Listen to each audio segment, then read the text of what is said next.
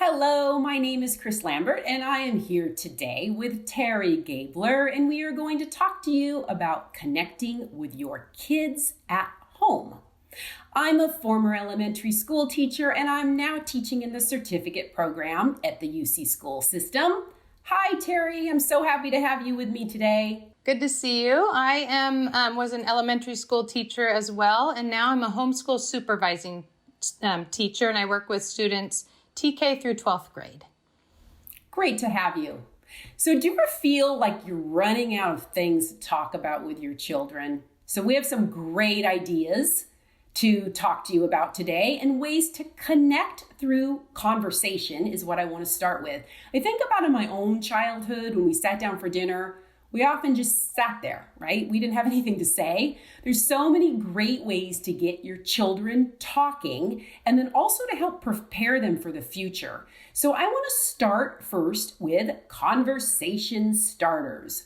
One thing I love to do both in the classroom and also at home is to cut out a pile of pictures. Now you might say a pile of pictures, some random picture seems really strange, but it's actually a fantastic way to get people to think and make up stories and contribute.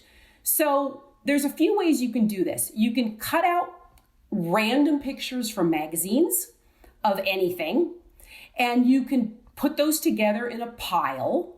You can also look on the internet, print things out, and put those also in a pile. Or one of my favorites is go through old pictures that you have. So I found some fantastic pictures of my mom and dad when they were married, 50 years ago, in an old black and white photo in a car. And I would put that in my pile as well. And then here's what you do. You sit down. It doesn't have to be at dinner, but this is always a fun conversation starter at dinner. And you randomly pick out a picture.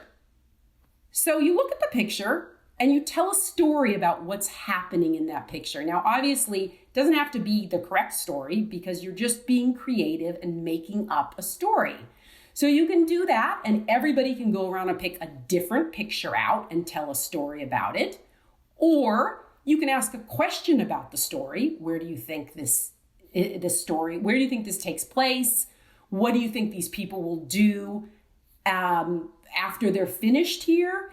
There's so many great ways to get your children to be thinking strategically and quickly, and it really helps them later on in life. And then one last thing with conversation starters is you can also start with a picture, make up one or two sentences, and then pass it to the next person and let them make up one or two sentences. And then pretty soon, by the time you're completely done, you have a complete story about some random picture that you picked out. So it's really, it's fun. There's a lot of fun ways that you can make the stories funny too. So I highly recommend doing that. And that's a fun way to get your children talking in a very low stress way. I love those ideas. I used to use that in the classroom too, and then we would have pictures cut out of magazines and the students would use it for writing prompts. So they would write a whole story about what was going on. So you could even translate into that as just a writing activity for children. Absolutely. I did that as well. And I used to take those pictures and I would laminate them. So I would have them for years and years. And if you choose one randomly, let's say you have 50 pictures, the chances are you're not going to pick that same picture. But if you did, you could even come up with a completely different story for it. Yeah, those are so fun. They're fun for adults too, right? It gets our creative juices going, and we can come up with fun ideas. Okay, let's continue with another fun thing, which is connecting through creativity. Teri, can you tell us what you would do to do something different in your household? I don't know about you, but sometimes it feels like I'm stuck in Groundhog's Day. We kind of wake up and it seems like everything kind of flows along in the same flow every day. And so I think it's kind of fun if you try to see, like, how can I shake this up a little bit and make things a little different? So when I used to teach preschool, one of the things we suggest is just do something very different. Like take your kids and say, today we're eating lunch in the bathtub. They kept all their clothes on. It was an empty bathtub. Hop in the bathtub. Here's your sandwich. And they just kind of look at you a little strange, but those are things that they'll remember and enjoy. I wouldn't recommend doing it with my teenagers at this point, but when kids are little, they might find something, off the wall, a little fun. Also, just where you eat dinner. You could say, you know what, today we're going to eat dinner in the living room on the floor. Or let's take a blanket outside in the backyard and set up a picnic and have some lunch. Or even the other day, we went and picked up food from one of our local places and went out to a park and just sat at a park. So just kind of changing it up so you get out of your little routine. Also, something fun to do that kids, I think of all ages, like to do is make a fort and get out a bunch of sheets and start making forts. And you can make it into a little reading nook. And my son has done it and wanted to sleep under the fort for the night. So just kind of doing different things like that for reading or for having snacks or however you want to do it. I also like how about creating a play or a skit? And kids always love it when their parents are involved, right? Because it's so funny to them to see their parents doing something. But they can even write a script for the play, right? They can come up with it, and the parents can act in the skit or play with their children, which make it a lot of fun. You can also video it, right? Children nowadays, even super young kids, know how to easily create a video on their iPhone or their video camera. And another thing that's fun is singing a song. Pull up YouTube, right? Come up with a fun song, or as the parent, show your children what your favorite song was when you were their age. So there's so many great ideas. Can you think of anything else? Yeah, songs are great. Just singing at the top of your lungs changes everything up. Also, it's kind of fun to do something neat, like have a pizza night where it's make your own pizza. And so we do this sometimes, and you just get all the ingredients, and everyone likes to put their own things together, or ice cream sundae night, or make s'mores. You could, if you don't have a fire pit, make them over the stove and just kind of do some different things like that. It's fun for everyone in the family, right? We Yeah. have to get out of our rut and start thinking creatively. So let's now talk about a little grab bag of ideas. So one thing that I like to do is I like to have either this in the classroom or at home. Everybody writes down something fun that they would like to do. Now, so here's some ideas. That you could have a crazy hair day. You could give each other facials. You could have a movie night. But everyone thinks of something fun and creative, and they write it down. You collect those, and every day someone in the family can pull one out, and that's what you have to all decide that you're going to be on board and do that for the day. So you might pull out and it says dance day. And then for 20 minutes that day, you need to come up with a dance. Or make a mud pie day, and you need to go outside and put a mud pie together. Or like you said before, maybe brownies. It's baking day. So being able to have all of your children, or even in the classroom, contribute to something. If you're too young to write, you can either dictate and have someone write it down, or you could draw a picture.